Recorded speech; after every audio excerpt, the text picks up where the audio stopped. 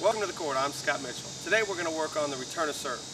The return of serve has a different rhythm than the ground stroke. When you do your ground strokes, you have more of a 3-beat rhythm. So you have a little bit of a backswing, 1, 2, 3, as you demonstrate your ground stroke. With the return of serve, we want it down to a 2-beat rhythm.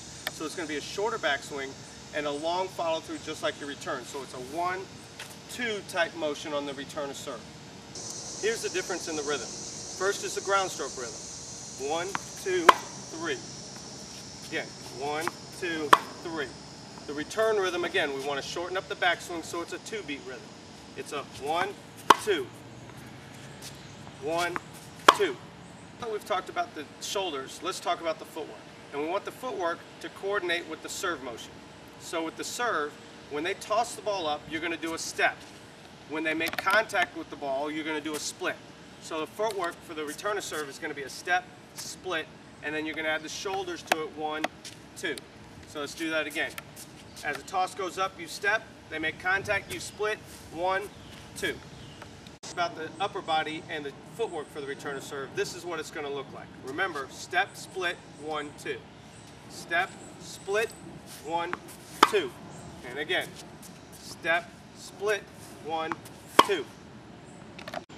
Welcome to the courts. I'm Scott Mitchell. Today we're going to talk about the drop shot, a very effective shot that you see more and more these days on TV used by the pros.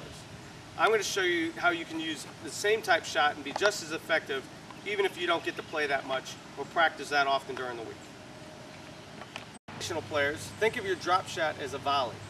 The same motion that you use with your volley with a little bit of a short punch is what you're going to do on a drop shot.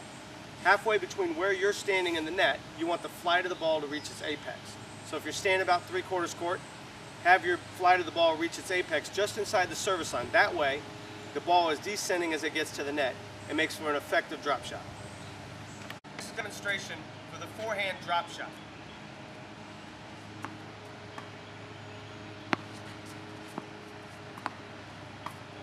And one from the backhand side. Same thing, height goes up and descends as it gets to the net.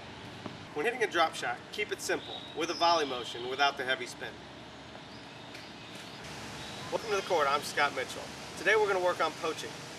Most of us know when to poach, which is moving just before our opponent strikes the ball. But just as important is how to move. Most of us attempt to move parallel with the net, which causes us to be late to get to our opponent's shot. We want to try to move early and towards an angle towards the net strap.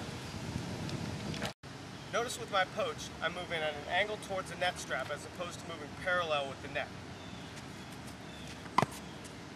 And another one.